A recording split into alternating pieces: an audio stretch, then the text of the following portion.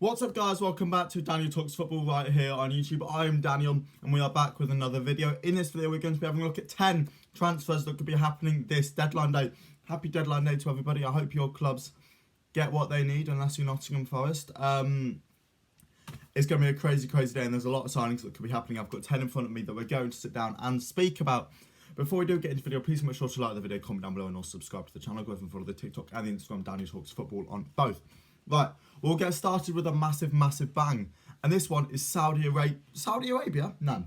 Salah to Saudi Arabia. Now, this has been a move that's been linked for an awful long time now, and it wouldn't surprise me to see Saudi Arabia make a bid today. This is obviously the European deadline, and I'm sure Liverpool wouldn't sell if they could not physically be able to bring in a replacement, which they wouldn't be able to do. Well, Saudi Arabia's deadline is 2 or 3 weeks away still, I think. Obviously, Saudi Arabia know they need to get a lot of their business done while the European market is still open, because clubs will want to go out and be able to find replacements for these players. So it looks like this deal could possibly happen today.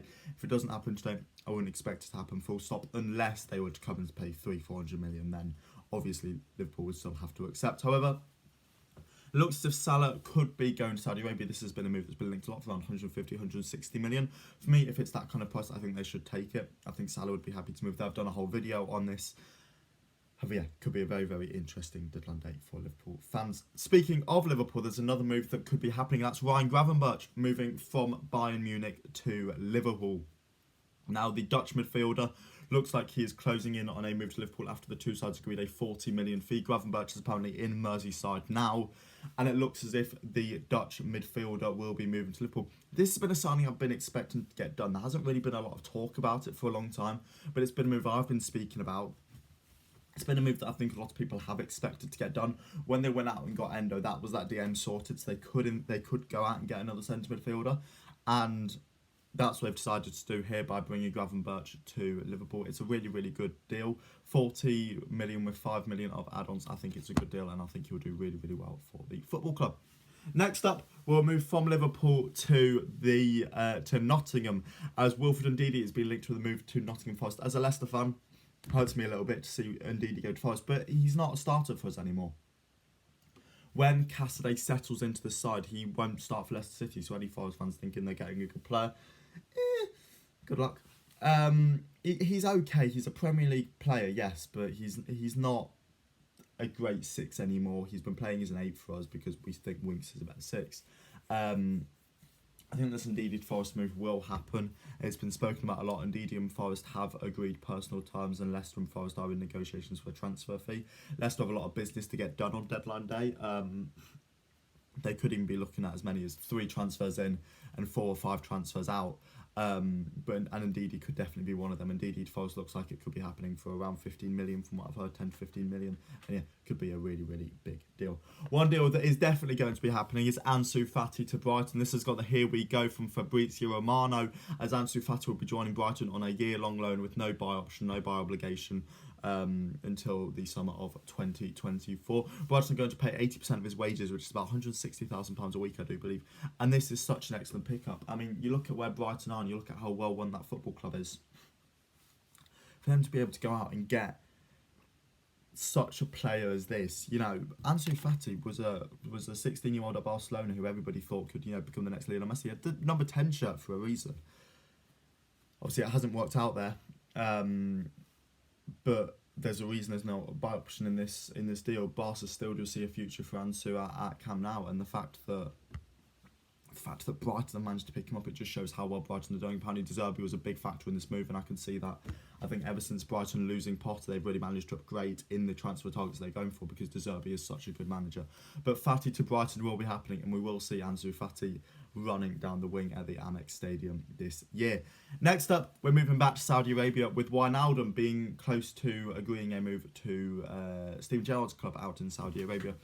Gerrard is apparently a big factor behind this move, and he wants to bring Wijnaldum to Saudi Arabia to partner up with Jordan Henderson in that midfield, to obviously repeat Liverpool's iconic midfield of a few years ago that won them the Champions League.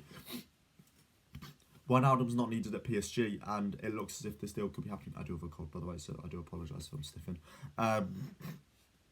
Wijnaldum is not needed at PSG. They've, expelled him. They've said, you're not needed from the first team. and he was part of those undesirables that didn't go on that pre-season tour, so it's clear that PSG do not want him. This looks like it could be a move that's happening, and I'll be interested to see how he does out there. Next up, we've got a move that is incredibly close to be completed. That may even be announced by the time this is going out. This is recorded quite early in the morning. So, yeah, it might be completed by the time this goes out. It's Cole Palmer to Chelsea. Cole Palmer was close to agreeing a move to Chelsea for around 45 million from Man City. I think this is a really, really good signing. I think Cole Palmer was an excellent player, and I think he'll do well at Chelsea. I don't know why Man City are letting him go, but I guess for 45 million, that's a lot of money for them. For a player that's not going to start, and for Chelsea, I think it is a good pickup. Chelsea have shown they've got spending power, and this will take them over the billion mark in the top Bowley era. However, I do think Cole Palmer is an excellent player, and I think he'll do well with Chelsea. Moving back to Bayern Munich, and Trevor Chalobah will be leaving Chelsea to go to Bayern this transfer deadline day. A permanent deal is the only thing Chelsea want. They do not want any loans here, and it looks as if it could be happening. I'm pretty sure Bayern have been interested in Chalobah before, and it looks like they're finally going to get their man. Trevor Chalobah will be leaving Chelsea to go to Bayern Munich, or it's possible that he'll be leaving Chelsea to go to Bayern Munich this deadline. I'm not quite sure what the fee would be around this, 15 to 20 million maybe, but I think he's a decent player, and I think he'll do well out there in Germany. Well, we've got 3 moves left now. The first of these is Sofiane Amrabat to Manchester United. There's been a new round of talks scheduled for the Moroccan today. Amrabat hasn't been in the Fiorentina squad for the past 2 or 3 weeks, and it looks as if this could be a move that will be materialising. It's weird how they've left it so late with Amrabat clearly wanting that move, and not asking to be in squads or anything for such a long period of time. It's weird that they've left it so late before they've even made an official bid. However, it looks as if this deal will be something that's get done. It'll surprise me if it doesn't get done, to be honest. I do think Sofiane Amrabat will be joining Manchester United. 2 deals left now, and the first one is a massive deal. It's another one going to Bayern Munich, as well as Trevor Chalobah. Paulinho could be joining Trevor Chalobah at Bayern Munich. They're closing in on a deal with Fulham. Apparently, at the moment, they've agreed a contract with Paulinho until 2028. It's all simply about Fulham just finding a replacement at this time. Once Fulham find that replacement, they will be able to sanction this move, and it looks as if Paulinho could be moving to Bayern Munich. We all saw the links with West Ham earlier on in the transfer window, however, obviously that didn't materialise with them going for Ederson Alvarez, and now Paulinho does seem to be getting a move away from Craven Cottage to join Mitrovic as one who is leaving the Cottagers this summer. Paulinho looks like he will be going to Bayern Munich, and that will be an excellent deadline date for Bayern. Obviously going to Bayern to replace Gravenberch, who is Liverpool bound. And then last but not least, had to touch on my football club. Tom Cannon looks like he'll be joining Leicester City from Everton for around 7.5 million. It's one of a few deals that Leicester could get done this deadline day, with people like Harry Souttar possibly departing at the back, Wilfred Ndidi departing in midfield, Iheanacho and Daka possibly departing up top as well. They've got a lot of business to get done, and that's not even incorporating people like Boubakary Soumaré, who'll probably also be getting a move away from the football club before all windows shut. If that happens, not as a different matter.